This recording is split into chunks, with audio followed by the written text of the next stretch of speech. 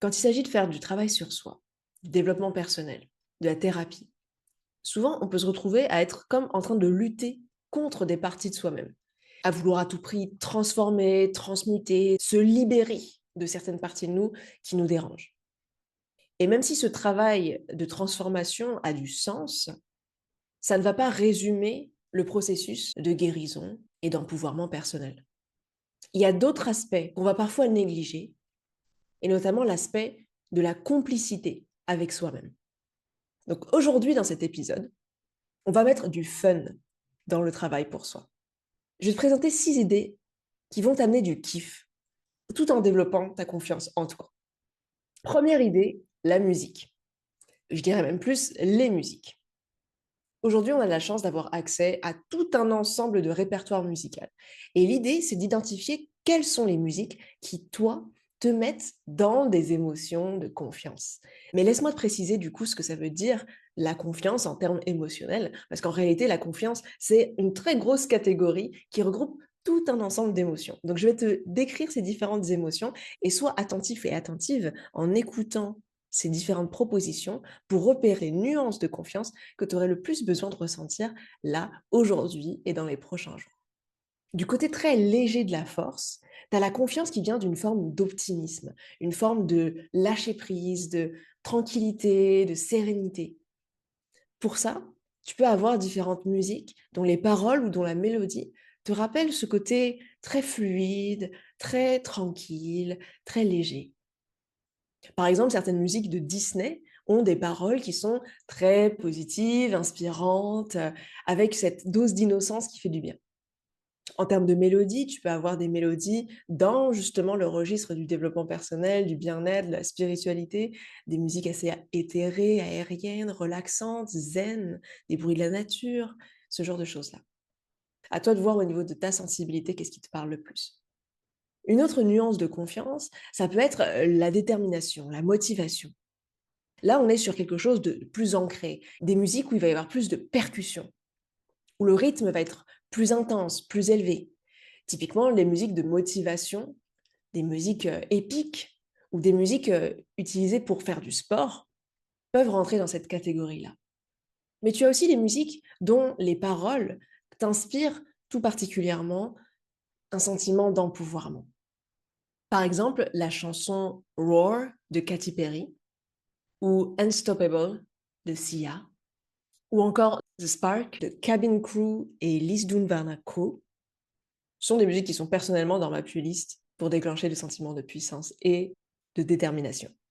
Ensuite, une autre nuance de confiance, ça va être un sentiment de bien-être dans ton corps, de plaisir, de sensualité.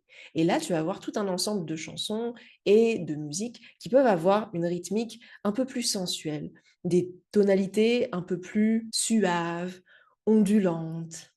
Typiquement, par exemple, les musiques latines peuvent avoir des rythmes et des paroles qui évoquent ce côté sensuel, ce côté confiant dans le corps, ancré, et le plaisir des sens, le plaisir d'être incarné.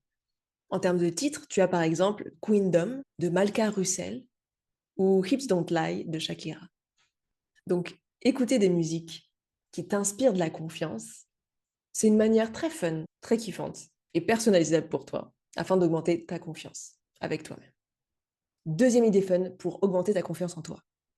La confiance en toi vient par le corps. Cependant, il y a plein de manières de bouger son corps. C'est pas que, par exemple, en faisant du sport. Il y a plein d'autres manières de bouger ton corps. Et donc, l'idée, ça va être d'identifier quelles sont les manières kiffantes pour toi de bouger ton corps. Et pour ça, tu peux te demander simplement dans quel moment de ta vie est-ce que tu as pris du plaisir à bouger ton corps. Ça peut être des petits moments brefs, comme des moments avec une durée plus conséquente. Et réfléchis, qu'est-ce qui fait du plaisir dans ton corps? Je connais beaucoup de personnes pour qui la danse, c'est quelque chose qui leur fait plaisir. Et d'ailleurs, c'est pas forcément chorégraphié, mais plutôt une danse libre de quand tu danses, quand tu es content et que tu écoutes de la musique. Tu peux faire des automassages aussi, qui est une manière très douce et très agréable de mettre du bien-être dans ton corps et de faire bouger, mais tout en douceur, avec sensualité, tranquillité, écoute de ton corps.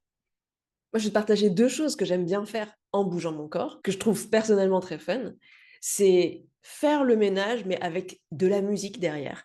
Et donc, du coup, c'est vraiment un moment où je m'active physiquement et tout en étant connectée émotionnellement avec des musiques qui vont faire plaisir, qui vont augmenter ma confiance, soit par la détermination, soit par le plaisir d'être dans mon corps, soit par la sérénité. Tout dépend de ce dont j'ai besoin sur le moment. Une deuxième manière pour moi, qui est très simple, très rapide à activer pour me sentir en confiance et bouger mon corps en même temps, c'est de sautiller sur place. En fait, naturellement, quand je suis joyeuse, quand je suis enthousiaste, je me mets à sautiller. Mais en fait, le simple fait de sautiller, même quand j'ai pas l'émotion, va me remettre en énergie d'enthousiasme. Et cet enthousiasme-là, il fait du bien, il illumine mon corps et il permet de ressentir plus facilement de la confiance derrière. Donc, quels sont les mouvements dans ton corps qui te donnent ce sentiment de confiance et de complicité avec toi-même? Troisième idée fun pour augmenter ta confiance en toi, c'est de trouver une forme d'art-thérapie qui te parle, et peut-être même plusieurs formes. On le sait, l'art est thérapeutique. C'est une très bonne manière de te connecter avec toi-même, de pouvoir libérer tes émotions, conscientiser des choses qui se jouent en toi, tout en retirant la pression qu'il peut y avoir parfois quand on travaille en thérapie ou en développement personnel. Que ce soit en dessinant, en écrivant de la poésie, en faisant de la dramathérapie, c'est-à-dire en passant par le théâtre, que ce soit par la danse, que ce soit par la photographie, le chant, la musique, toutes ces façons de t'exprimer et de t'extérioriser peuvent te faire un grand bien en termes de confiance en toi, tout en renforçant cette complicité que tu as avec ton inconscient. Quatrième idée fun, imaginez que tu es dans une aventure. Avoir un narratif intérieur, c'est le fonctionnement naturel du cerveau humain. En permanence, il y a une histoire qui se raconte sur ce qu'on est en train de vivre. Le problème, c'est quand cette histoire nous enferme dans des situations anxiogènes, une vision du monde pessimiste et une relation aux difficultés qui nous écrase. Mais si tu commences à changer ton narratif intérieur, en imaginant par exemple que tu es en train de vivre une aventure, que tu es le personnage principal de l'histoire, le héros, l'héroïne, et qu'en fait tout ce qui t'arrive est une opportunité pour pouvoir renforcer des talents à l'intérieur de toi, pour pouvoir mettre du sens sur ce qui t'arrive, apprendre des choses, ou encore prendre des décisions qui vont soit t'éloigner de ta destinée, soit t'en rapprocher. Tout d'un coup, le poids d'une réalité quotidienne fade et vide de sens se transforme en quelque chose de beaucoup plus ludique, dans lequel tu as du pouvoir pour créer ta propre vie. Et que tu as aussi un destin, une destination, dont tu ne connais peut-être pas tous les éléments, mais dont tu ressens l'appel et dont l'aventure de ta vie va te révéler à toi-même et te permettre de te révéler aux autres. Cinquième idée fun pour te donner confiance en toi-même, c'est le fait de t'habiller ou de te maquiller d'une façon qui te donne confiance. Et le niveau de confiance dont tu as besoin dans la journée. Est-ce que c'est une confiance plutôt pour te sentir sensuellement bien dans ton corps? Est-ce que c'est une confiance qui va plutôt te connecter à la détermination, la motivation? Ou encore une confiance qui est plus sereine et lâcher prise? Eh bien, tu peux intentionnellement choisir de t'habiller ou de te maquiller, te costumer d'une certaine manière, non pas pour cacher des choses, mais au contraire pour révéler et invoquer ces émotions en toi, de révéler ces versions-là de toi. Puisque tu es le personnage principal de ton histoire, ce héros, cette héroïne a le droit d'avoir une tenue adaptée à l'aventure et au chapitre dans lequel il ou elle se trouve.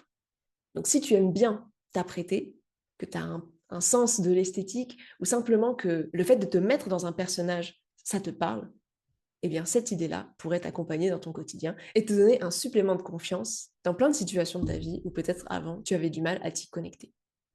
Enfin, sixième idée fun pour connecter avec ta confiance en toi, c'est le fait de t'inspirer de personnages ou de personnes publiques.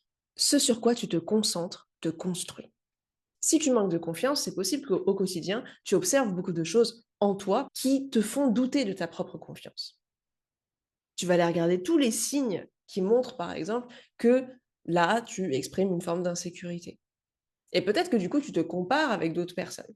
Là, l'idée, ça va être de t'inspirer de certains traits de confiance que tu observes chez des personnes et que tu t'amuses à essayer de les répéter.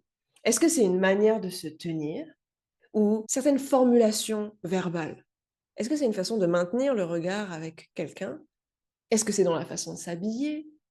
Et là aussi, choisis vraiment des éléments qui te font kiffer chez la personne en face. Et simplement de t'amuser à les reproduire pour voir ce que ça fait. Pour voir si, quand toi tu le fais, ça te parle. Et peut-être, du coup, te l'approprier. Car ce qu'il faut savoir, c'est que dans notre personnalité, il y a plein d'éléments qui sont des mimétismes hérités de notre environnement familial, de notre environnement scolaire, de travail.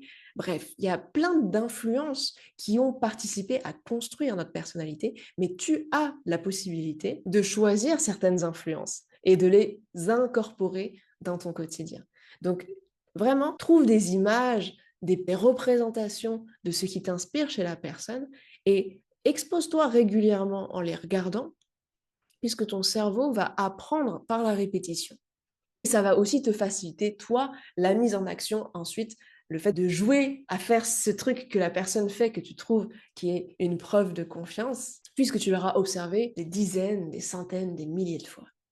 Le plus simple, c'est typiquement trouver des personnes qui produisent du contenu sur YouTube, par exemple, ou des personnes qui sont des personnalités publiques qu'on voit régulièrement, ou des personnages de séries ou de films que tu peux regarder de manière récurrente, sans forcément trop changer ton rythme de vie. C'est-à-dire que peut-être que tu as déjà régulièrement un temps dans ta semaine ou dans tes journées qui est consacré à du divertissement. Eh bien, c'est l'occasion de mettre ton accent sur les personnes qui t'inspirent de la confiance pour intégrer ces traits de caractère, mais encore une fois, en jouant, en étant dans la légèreté, la curiosité et la complicité avec toi-même. Et si pour toi, c'est très difficile de développer cette complicité avec toi-même parce que tu as tendance à beaucoup te juger et à être très critique, à être dans l'auto-condamnation chronique, dans ce cas, je t'invite chaleureusement à aller voir cet autre épisode qui a été créé exactement pour toi, qui s'appelle Comment être plus indulgente avec toi-même. Je te mets le lien dans la description. Et je te souhaite de développer une confiance en toi inébranlable.